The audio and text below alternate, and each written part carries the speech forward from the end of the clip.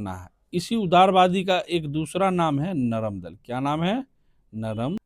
Lecture number 2 है और इस लेक्चर में ध्यान ये देना है कि यहाँ से भी आपको ज़्यादातर एग्जामों में क्वेश्चन देखने को मिलता है। पहला लेक्चर में ये था कि भारतीय राष्ट्रीय आंदोलन का 1800 मॉडर्न हिस्ट्री का ही है और इसमें ये बताया गया था कि इसके चरण क्या क्या हैं। आज की इस वीडियो में चरण तो खत्म हो चुका है। जैसे पहला चरण था 1885 से 1905 वाला, जो उदारवादी चरण था। अब यहाँ आप लोग का क्वेश्चन था कि सर ये उदारवादी क्या है, उग्र राष्ट्रवादी क्या है और क्रांतिकारी राष्ट्रवादी क्या है, इसी को हम देखेंगे। तो पहला टॉपिक मेरा क्या रहेगा? उदारवादी। क्या रहेगा? उदारवादी। ध्यान देना, यहाँ पे ध्यान आपको ये देना है कि उदारवादी में ध्यान आपको ये देना है कि उदारवादी क्या होता है। तो चलिए सबसे पहले उदारवादी को देखते हैं। उदारवादी, मोबाइल से वीडियो बन रहा है, उसी हिसाब से आप लोग एडजस्ट कर लीजिएगा अपने हिसाब से। तो उदारवादी में हमको ध्यान ये देना है कि उदारवादी आखिर होता क्या है। तो देखिए, अंग्रेज के समक्ष वैसे लोग या वर्तमान में भी जो सरकार से या फिर किसी आंदोलन या क्रांतिकारी जब करते हुए सरकार के समक्ष या नेता प्रतिपक्ष के समक्ष जो हाथ जोड़कर खड़ा हो जाते थे, इनका नीति था, उदारवादी का नीति था पी पी पी। इसका अर्थ समझिए, उदारवादी कहने का मतलब अर्थ। पी से उदारवादी जो लोग थे भारत में 1857 के बाद या 1857 के पहले, तो अंग्रेजों के समक्ष उनकी नीति पहला ये थी, पी से प्रार्थना। पी से क्या था? प्रार्थना। पी से क्या था? प्रार्थना करना अंग्रेजों के समक्ष। उसके बाद दूसरी दफा में क्या होता था? पी से उनके समक्ष जो था प्रार्थना, दूसरा प्रेयर करते थे, यानी कि निवेदन करते थे। क्या करते थे? निवेदन करते थे। क्या करते थे? निवेदन सरकार के समक्ष। पहले प्रार्थना कि सर ये बात, जनता परेशान है, इस बात को मान लिया जाए। दूसरा निवेदन भी करते थे। और तीसरा, जरूरत पड़ने पर, उग्र नहीं, जरूरत पड़ने पर पीछे प्रदर्शन भी करते थे। पीछे क्या करते थे? प्रदर्शन भी करते थे। प्रदर्शन भी अंग्रेजों के समक्ष इन लोगों ने किया था और किया करते थे। तो उदारवादी समझ गए। उदारवादी का मेन मोटिव था कि लड़ाई झगड़ा से बिल्कुल दूर रहना, अंग्रेज सरकार के समक्ष प्रार्थना करना, फिर निवेदन करना, निवेदन न मानने के बाद, प्रार्थना न मानने के बाद, मांग न मानने के बाद फिर क्या अंत में होता था? प्रदर्शन। अब इसमें कुछ कुछ महत्वपूर्ण नेता है जिसके बारे में हमको जानना है। इसी उदारवादी का एक दूसरा नाम है नरम दल। क्या नाम है? नरम दल। क्वेश्चन डायरेक्ट बनता है, ये इनमें से कौन नरम दल के नेता है, इनमें से कौन उदारवादी नेता है। तो पहला नाम आता है दादा भाई नौरोजी। नाम लिखते चलिएगा, दादा भाई नौरोजी। दादा भाई नौरोजी उदारवादी नेता के श्रेणी में है भाई। दूसरा नाम अगर देखें, दूसरा नाम देखें, सुरेंद्र नाथ बनर्जी। सुरेंद्र नाथ बनर्जी। इस सब के बारे में डिटेल्स हम अगली वीडियो में जानेंगे। तीसरा नाम अगर देखें, मदन मोहन मालवीय। क्या नाम है? मदन मोहन मालवीय। क्या नाम है? मदन मोहन मालवीय। अगर वही चौथा नाम अगर देखें, चौथा नाम देखें, गोपाल कृष्ण गोखले। गोपाल कृष्ण गोखले को आप लोग जानते ही होंगे, महात्मा गांधी के कौन थे? राजनीतिक गुरु। गोपाल कृष्ण गोखले, इनके बारे में एक चीज लिख लीजिए यहाँ पे। ये कौन थे? एम से महात्मा गांधी के राजनीति क्या थे? गुरु थे। क्या थे? गुरु थे। यहाँ से कभी कभी क्वेश्चन बन जाता, ये सब पूछा जाता। ये सब कैसे नेता थे? ये सब जो थे नरम दल के नेता थे, उदारवादी नेता थे। इनके अंदर जो भावना थी, लड़ाई झगड़ा प्रदर्शन उग्र करने की नहीं थी, प्रार्थना करना, अंग्रेज के समक्ष निवेदन करते थे, फिर जाकर अंत में प्रदर्शन करते थे। उसके बाद आगे लिखना है तो लिख सकते हैं। 5 हम यहाँ लिख देते हैं। दिनसा एडुल्बी वाचा। क्या लिखे गए? दिनसा एडुल्बी वाचा। दिनसा एडुल्बी वाचा, येडुलवी पाचा। छठा नाम अगर देखें फिरोज शाह मेहता, क्या? फिरोज शाह मेहता, फिरोज शाह मेहता, फिरोज शाह मेहता। ईटीसी बहुत सारे नेता हैं, उदारवादी नेता उस समय के। इनका जो ये सब नेता का नाम हम जो लिखाए हैं, इस नेता में कुछ चीज कॉमन था। कॉमन क्या था? नरम दल के थे। क्वेश्चन पूछता है इनमें से कौन नरम दल के नेता है? 3-4 नेता जो अलग रहेंगे उनमें से दादा भाई नौरोजी को शामिल कर दिया जाएगा। तो आंसर क्या हो जाएगा? दादा भाई नौरोजी। ये सब कौन दल के नेता थे? नरम दल के। दूसरा जो दल था उग्र राष्ट्रवादी, हमको समझना होगा इसकी प्रवृत्ति कैसी थी। उग्र राष्ट्रवादी का जो प्रवृत्ति थी, सोच थी, ये सीधा आपको क्या थी? उग्र थी। कैसी थी?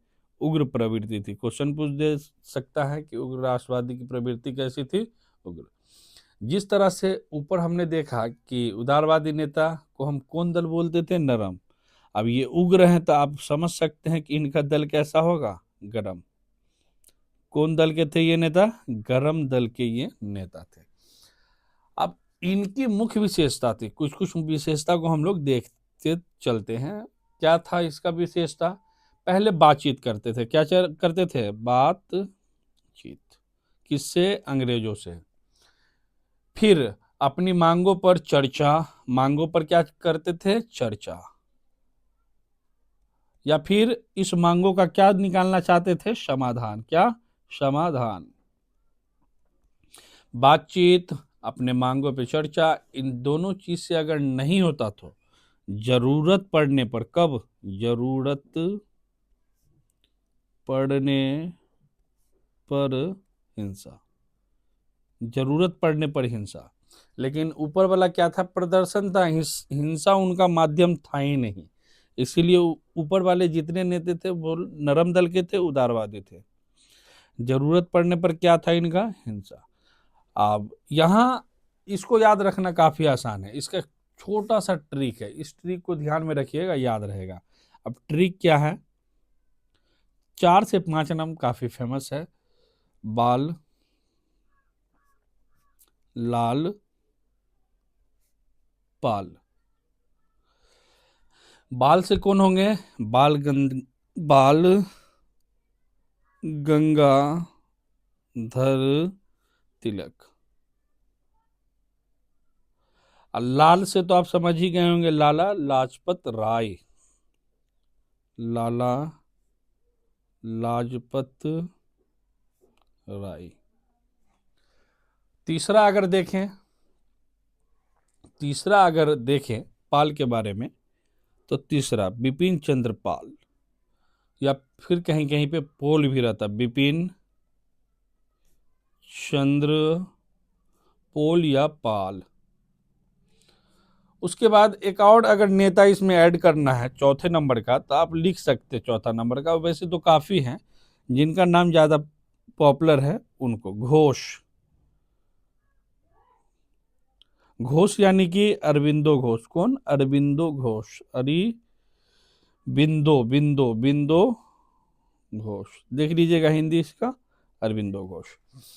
ये जो उग्र प्रवृत्ति के थे, तो इनका अंग्रेज के समक्ष कैसा था? पहले बातचीत का रास्ता अपनाते थे, अपने मांगों को लेकर अंग्रेज के समक्ष चर्चा करते थे और समाधान की बात करते थे। और जरूरत पड़ता था तो क्या था इनका? जरूरत पड़ने पर हिंसा। इसीलिए इसे कौन दल कहा गया? गरम दल। बाल, लाल, पाल याद रखना। बाल से बाल गंगाधर तिलक, लाल से लाला लाजपत राय, बी से बिपिन चंद्र पॉल। अब ध्यान आपको यहाँ ये देना है, एक नया नाम फिर यहाँ अरविंदो घोष। इसी तरह से और भी कई सारे नेता थे एग्जाम में जनरली, इससे आगे आपको देखने को नहीं मिलेगा। अब आगे जो है ये काफी इंपॉर्टेंट है, यहाँ पे आप फंस जाइएगा, लेकिन ये नाम इंपॉर्टेंट होते हुए आपको याद भी होगा। चलिए तीसरा यहाँ देखिए, तो तीसरा क्या है? क्रांतिकारी राष्ट्रवादी। अगर इनके बारे में बात करें तो इनका नेता बनना मकसद नहीं था, लेकिन क्रांतिकारी प्रवृत्ति के थे। इनका ये मानना था कि हिंसा ही एक ऐसा माध्यम है, हिंसा ही एक ऐसा माध्यम है जिससे देश को क्या मिल सकती है? स्वतंत्रता। क्या मिल सकती है? आजादी। क्या मिल सकती है? आजादी।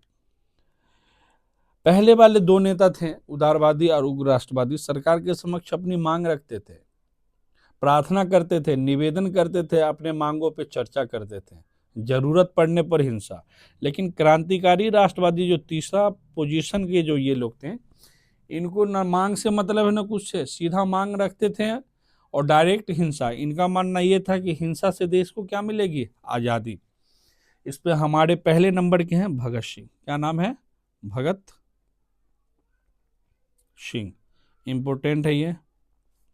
दूसरा अगर देखेंगे अशफाक उल्लाह खां, अशफाक उल्लाह खां। तीसरा अगर देखेंगे यहां पे चंद्रशेखर आजाद, चंद्रशेखर आजाद। चौथा अगर देखें रोशन सिंह,